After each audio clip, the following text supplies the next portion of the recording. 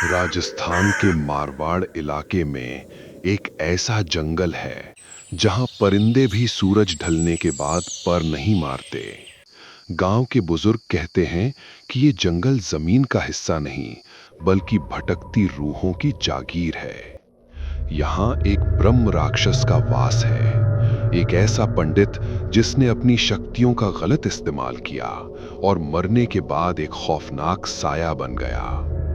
लोग चेतावनी देते हैं, अगर रात के सन्नाटे में तुम्हें झाड़ियों के पीछे से कोई अपना सा लगे या कोई तुम्हारा नाम पुकारे, तो पीछे मुड़कर मत देखना, क्योंकि जो एक बार उसकी आवाज का जवाब दे देता है, उसकी रूह हमेशा के लिए उस जंगल की खामोशी में दफन हो जाती है। रोहित एक तगड़ा और निडर ट्रक ड्राइवर था। उसके लिए भूत प्रेत सिर्फ कहानियां थीं। उस रात दिल्ली से जोधपुर की डिलीवरी में 4 घंटे की देरी हो चुकी थी। हाईवे का रास्ता 80 किलोमीटर लंबा था, लेकिन जंगल का शॉर्टकट उसे वक्त पर पहुंचा सकता था। उसने ढाबे पर चाय पीते हुए बूढ़े काका से कहा, काका, ये 2026 है। अब इंसान चांद पर घर बसा रहा है और आप अभी भी इन पुरानी बातों में फंसे हो। काका ने सिर्फ इतना कहा, बेटा, कुछ चीजें विज्ञान से नहीं, खौफ से चलती हैं, मत जाओ। रोहित ने अपनी सिगरेट फेंकी, ट्रक का गियर बदला और घने अंधेरे में अपनी मौत की तरफ बढ़ गया। अगले 20 मिनट तक सिर्फ हेडलाइट्स की पीली रोशनी और टायरों के नीचे कुचली जाने वाली सूखी टहनियों की आवाज आ रही थी। जंगल के बीच पहुंचते ही हवा अचानक रुक गई।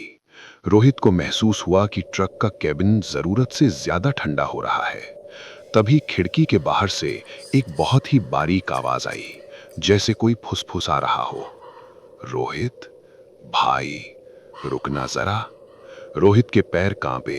उसने ब्रेक मार दिए। उसे लगा शायद कोई राहगीर मदद मांग रहा है। उसने टॉर्च जलाई और बाहर देखा। सन्नाटा इतना गहरा था कि उसे खुद के दिल की धड़कन सुनाई दे रही थी। बाहर कोई नहीं था। उसने खुद को तसल्ली दी, हवा होगी, बस हवा है।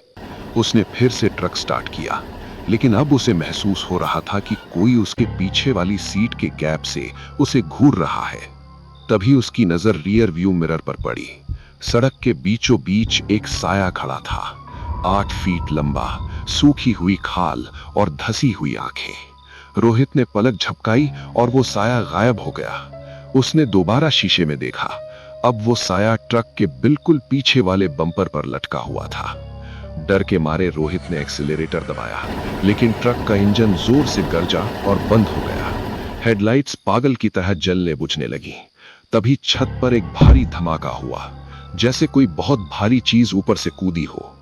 ऊपर से खुरचने की आवाज आने लगी। छत की लोहे की चादर धीरे धीरे मुड़ने लगी और फिर खिड़की के पास एक चेहरा उल्टा लटका हुआ दिखाई दिया। उसकी आंखें जलते हुए अंगारे जैसी थीं और मसूड़ों से खून टपक रहा था। वो मुस्कुराया और बोला, जवाब क्यों नहीं दिया रोहित? अगले दिन पुलिस को रोहित का ट्रक मिला। केबिन के अंदर खून का एक कतरा भी नहीं था, लेकिन स्टीयरिंग व्हील पर इंसानी नाखूनों के गहरे निशान थे।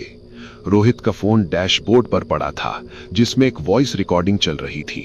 उसमें सिर्फ रोहित की चीखें थीं और बैकग्राउंड में एक डरावनी हंसी।